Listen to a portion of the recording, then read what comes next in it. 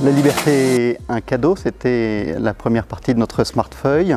La deuxième partie, c'est notre liberté blessée, mais renouvelée dans la personne du Christ. Et puis, voilà, dans cette troisième vidéo, cette liberté qui est une liberté à mettre en œuvre, qui est déjà une bonne nouvelle parce qu'il m'est donné aujourd'hui de mettre en œuvre le cadeau de Dieu, très simplement, qui est la joie de la résurrection.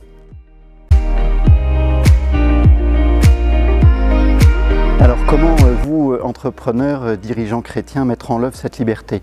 Je ne vais pas tourner autour du pot, je ne peux que vous inviter d'abord et avant tout à travailler votre intimité avec la personne du Christ dans un dialogue intérieur avec Jésus.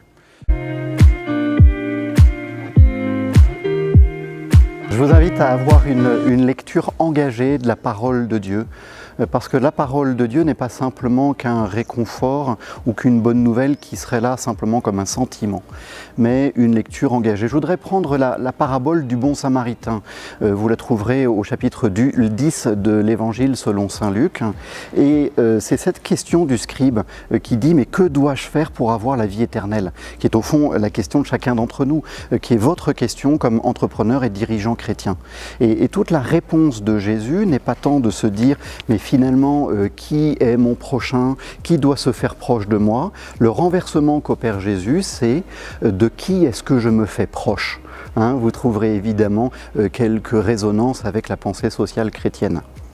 Mais sans doute c'est la fin de la parabole qui est intéressante parce que Jésus dit au scribe « Va et toi aussi fais de même ».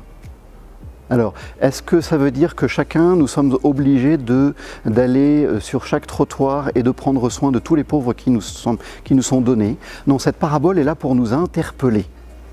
Et de pouvoir trouver la solution aujourd'hui qui convient pour la personne qui est en face de nous, ou le groupe de personnes qui est en face de nous, ou avec les autres personnes avec lesquelles je suis, comment est-ce que je peux m'engager pour une justice sociale, pour quelque chose qui soit profondément heureux à vivre pour chacun d'entre nous. N'oublions pas que nous sommes appelés au bonheur, un bonheur à venir et un bonheur aujourd'hui présent. Alors, évidemment, je vous invite à relire et à lire cette parabole de l'Évangile selon saint Luc. Je vous invite à reprendre le troisième volet de la Smartfeuille qui nous a été donné et à regarder, à écouter et à partager ensemble en équipe.